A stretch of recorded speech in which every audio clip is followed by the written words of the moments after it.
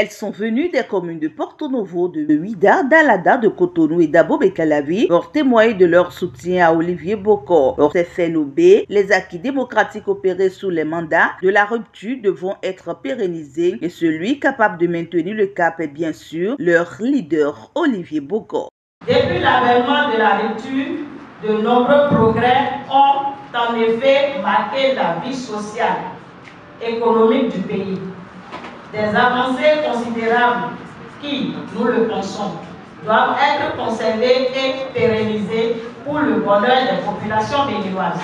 Et après réflexion approfondie et au regard de l'univers politique béninois et des acteurs qui le composent, nous pensons fortement que Olivier Bokor est le candidat idéal pour poursuivre sur le chemin du développement engagé. Pour avoir toujours été aux côtés du président de la République et aider à mener à bien les différentes réformes qui ont implémenté le développement du Bénin. Il est celui qu'il faut à ce pays pour maintenir le cap. En tant que femmes, beaucoup d'atouts sont à notre actif.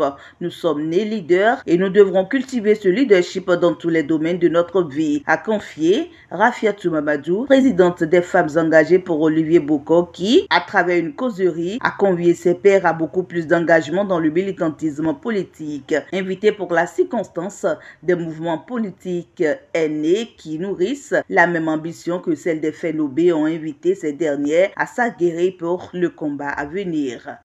Notre credo, c'est la bonne gouvernance à tout prix et parfois au prix de la popularité de notre chef, car le neuf suscite la colère des habitudes, dit-on.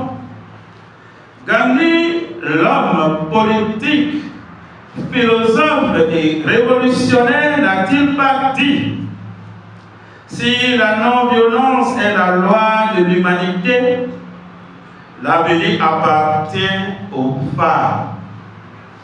C'est d'ailleurs en phase avec ceci que le primaire Grégoire Lacroix ajoutait, je cite,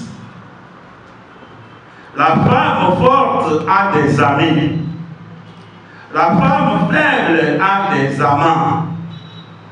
Fin de citation. C'est au-delà de tout un impératif pour chaque acteur, leader béninois conscient des enjeux de rallier cette cause pour sauvegarder la transmutation en cours en suscitant la candidature de son Excellence Olivier Bokor, que je vous demande de m'assurer très très fort. Chers camarades, l'objectif principal du réseau Olivier Bokor est de susciter et soutenir la candidature du président Olivier Bokor dans le cadre des élections présidentielles de 2026.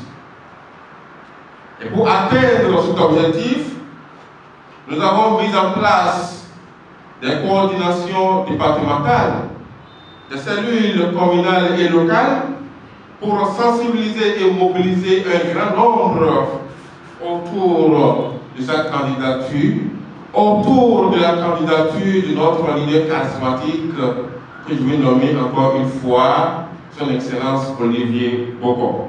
Pour Olivier Bokor, nous sommes prêts à mouiller le maillot afin de le hisser à la marina en 2026. Les actions et réformes faites par le président Patrice Talon doivent se poursuivre. Dr Blandine Yabi livre ici le message des FNOB à travers une déclaration officielle. Notre mouvement est composé de femmes de différents statuts professionnels.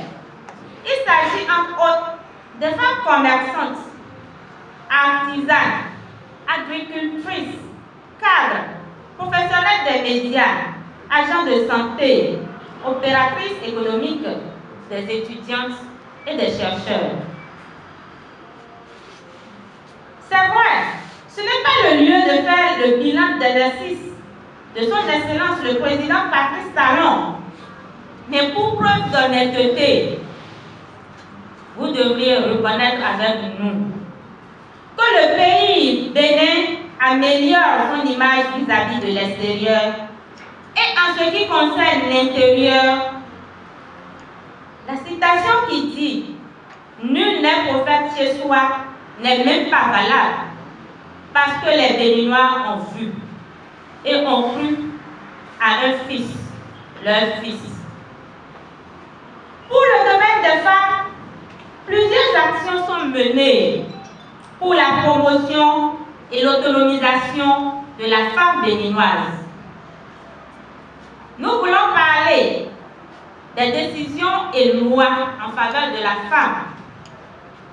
Entre autres, il faut dire que le chef de l'État a renforcé les lignes juridiques en faveur de la femme.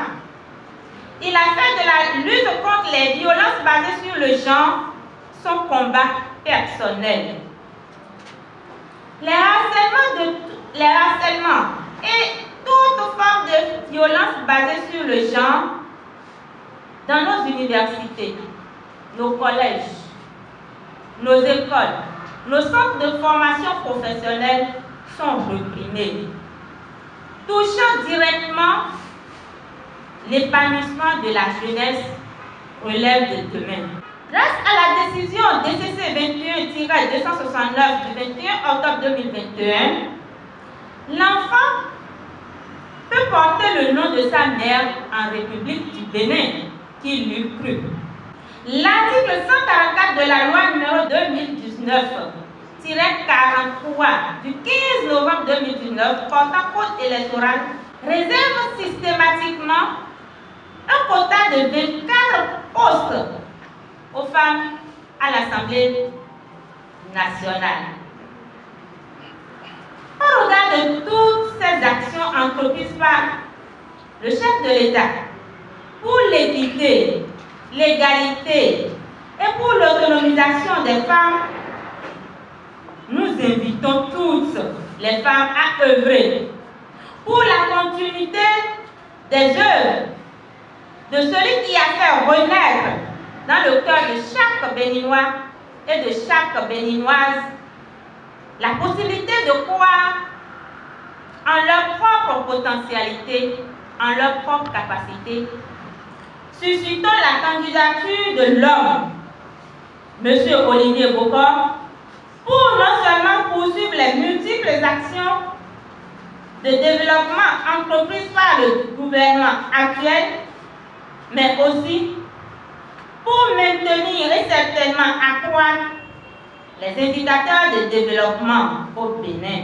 C'est sur ces mots de reconnaissance et d'engagement et surtout d'espoir que nous vous remercions.